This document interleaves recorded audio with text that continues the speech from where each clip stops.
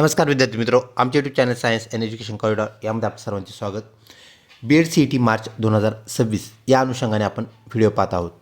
आपल्या BEd CETच्या प्रश्नपत्रिकेचे स्वरूप, यातील घटक म्हणजेच विषय व त्या अनुषंगाने विचारण्यात येणारे प्रश्न आपण पाहत आहोत. आपण यापूर्वी घटक क्रमांक 1 म्हणजेच बुद्धिमत्ता हा आपला घटक पाहिलेला आहे. या व्हिडिओमध्ये आपण घटक 2 म्हणजेच विषय 2 सामान्य ज्ञान पाहणार आहोत.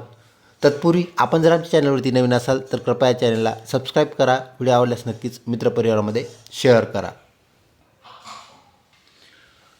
बुद्धिमत्तेनंतर 2 क्रमांकाचा विषय सब्जेक्ट म्हणजेच जनरल नॉलेज हा होय.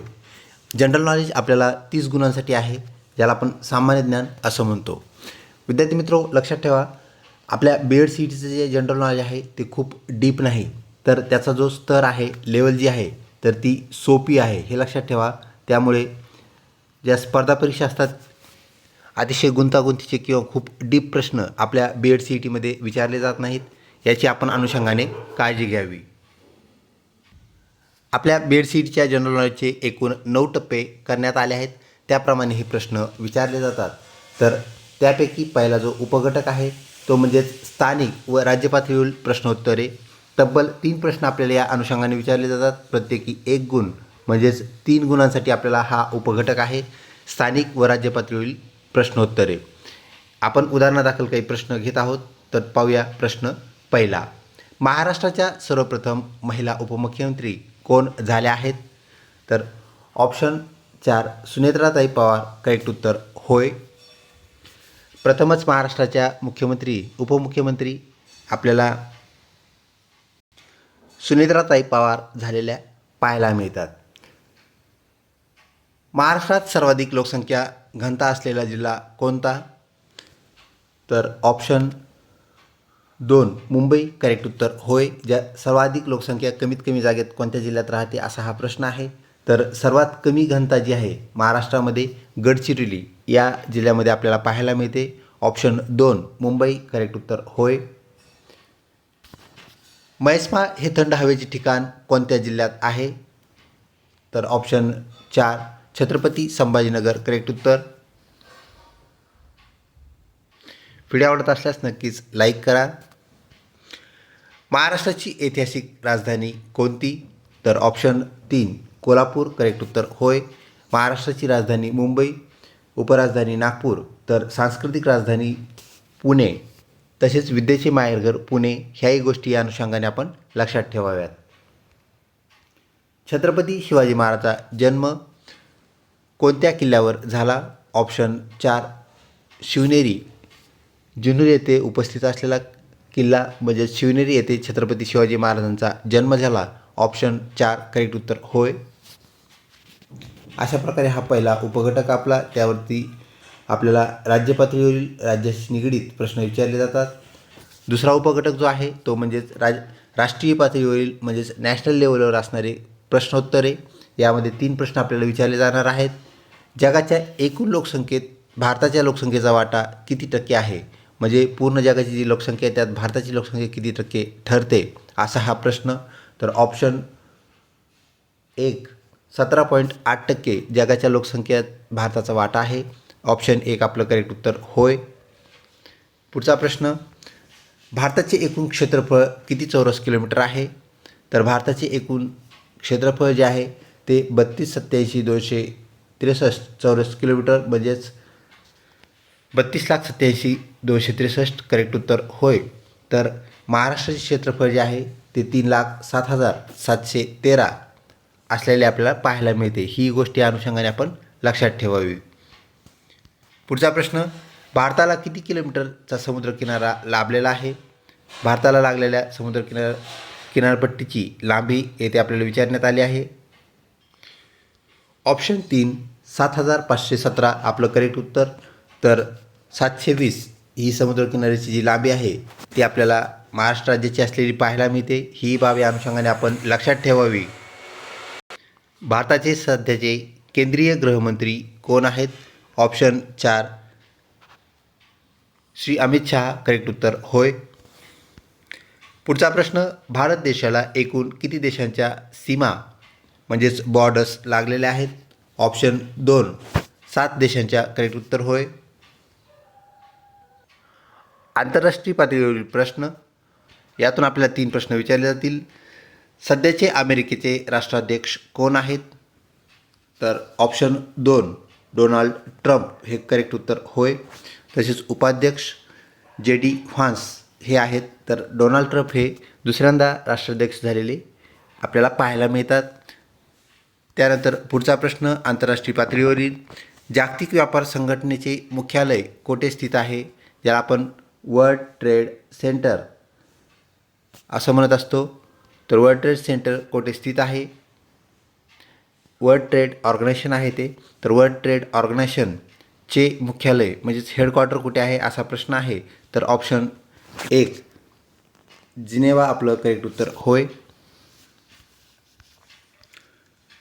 पुढचा उपघटक तो म्हणजेच विज्ञान आणि तंत्रज्ञान, यातून 4 प्रश्न विचारले जातील. कोणत्या वायूस हरितगृह वायू म्हणजेच ग्रीन हाऊस इफेक्ट करणारा गॅस असा आपण म्हणत असतो, ओळखतो? तर ऑप्शन 1 जे आहे कार्बन डायऑक्साईड करेक्ट उत्तर होय. यामुळे आपल्या पृथ्वीवर तापमान वृद्धी आपल्याला पाहायला मिळते, त्यामुळे त्याला हरितगृह वायू असे आपण म्हणतो. पुढचा प्रश्न, मानवी रक्तदाब मोजण्याच्या यंत्रास काय म्हणतात? तर ब्लड प्रेशर मोजण्याच्या यंत्रास काय म्हणतात असा हा प्रश्न. ऑप्शन 4 स्पिग्मोमॅनोमीटर करेक्ट उत्तर होय. तर हृदयाची स्पंदने मोजण्याचं म्हणजेच ठोके मोजण्याचं जे यंत्र आहे त्याला आपण स्टेथोस्कोप म्हणतो. प्रेशर गेज म्हणजेच आपल्या वाहनांना आपण जे हवा भरताना मोजतो त्या यंत्रास आपण प्रेशर गेज म्हणतो. तर व्होल्टमीटर हे विभवांतर म्हणजेच पोटॅन्शियल डिफरन्स मोजण्याचं यंत्र होय.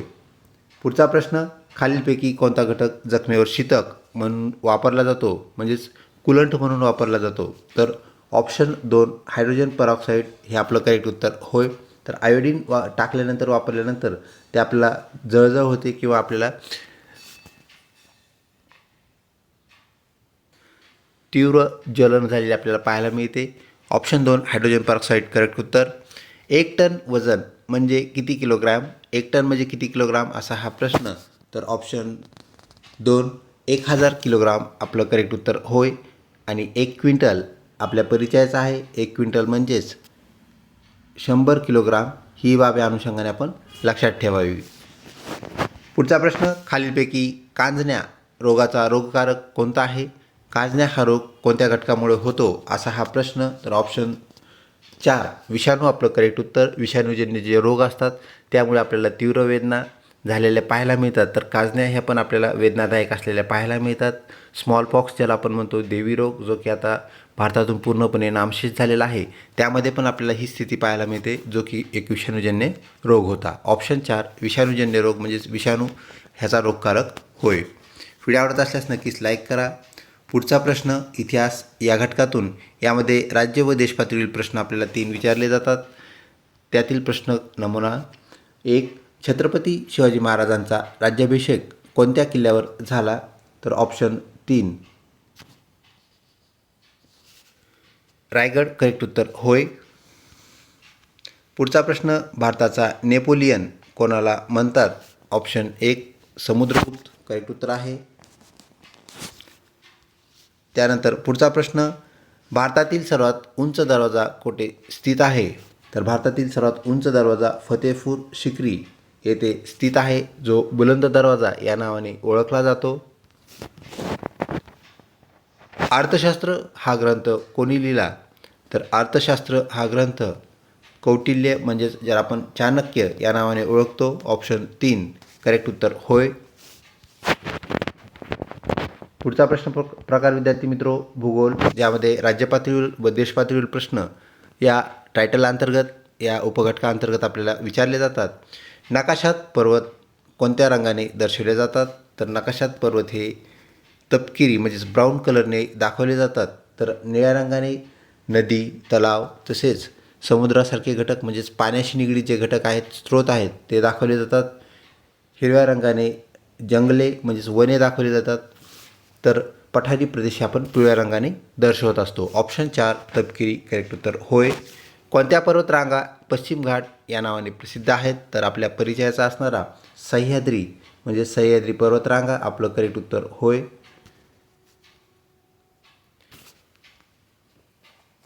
पुढचा प्रश्न, भारतातील कोणत्या राज्यास सर्वाधिक समुद्रकिनारा लाभलेला आहे? तर भारतातील गुजरात या राज्यास सर्वाधिक समुद्रकिनारा लाभलेला आहे. तर 1600 किलोमीटरपेक्षा जास्त समुद्रकिनारा लाभलेलं राज्य म्हणजेच गुजरात, ही बाब आपण लक्षात ठेवा. तर महाराष्ट्राला आपण मागाशीच पाहिलं 720 किलोमीटरचा समुद्रकिनारा लाभलेला आहे. पुढचा प्रश्न प्रकार नागरिकशास्त्र, यातून आपल्याला तब्बल 3 प्रश्न विचारले जातील. तर भारतीय संविधान दिन कोणत्या दिवशी साजरा करतात? तर ऑप्शन 4 26 नोव्हेंबर करेक्ट उत्तर होय. तर भारतीय प्रजासत्ताक दिन, ज्याला आपण 26 जानेवारी नावाने ओळखतो, म्हणजे 26 जानेवारीला जी साजरा करतो आपण. 17 सप्टेंबर हा मराठवाडा मुक्तीसंग्राम दिन म्हणजेच मराठवाडा लिबरेशन डे म्हणून आपण साजरा करतो. तर 15 ऑगस्ट आपला राष्ट्रीय स्वातंत्र्य दिन होय. याप्रमाणे आपण याही बाबी आपण लक्षात ठेवाव्या. पुढचा प्रश्न, भारतीय तीनही दलाचे जे प्रमुख आहेत ते कोण असतात? तर राष्ट्रपती हे ह्या तीनही दलाचे मुख्य असतात, प्रमुख असतात. ऑप्शन 4 करेक्ट उत्तर होय. राष्ट्रपतींना गोपनीयतेची शपथ कोण देतात? म्हणजे त्यांच्या पदाची शपथ कोण देतात? तर ऑप्शन 2 सर्वोच्च न्यायालयाचे न्यायाधीश हे त्यांना गोपनीयतेची म्हणजेच राष्ट्रपती पदाची शपथ देत असतात. ऑप्शन 2 करेक्ट उत्तर. सेकंड लास्ट घटक जो आहे आपला 8वा, तो म्हणजेच राज्यशास्त्र, या घटकातून आपल्याला 3 प्रश्न विचारले जातील. तर त्यावर आधारित प्रश्न आपण पाहूया. व्हिडिओ आवडत असल्यास नक्कीच लाईक करा, मित्रपरिवारामध्ये शेअर करण्यास काहीच हरकत नाही.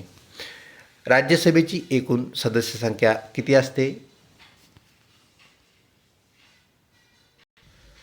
मित्रो, राज्यसभेची सदस्य संख्या जी आहे ती 250 म्हणजेच 250 असलेली आपल्याला पाहायला मिळते. तर 288 ही विधानसभा सदस्य संख्या आहे. तसेच 550 ही लोकसभा सदस्य संख्या आहे. ह्याही गोष्टी आपण या अनुषंगाने लक्षात ठेवाव्यात. भारताचे संविधान केव्हापासून लागू झाले? तर ऑप्शन 2 करेक्ट उत्तर होय, 26 जानेवारी 1949. पुढचा प्रश्न, राज्यशास्त्राचे जनक कोणास म्हणतात?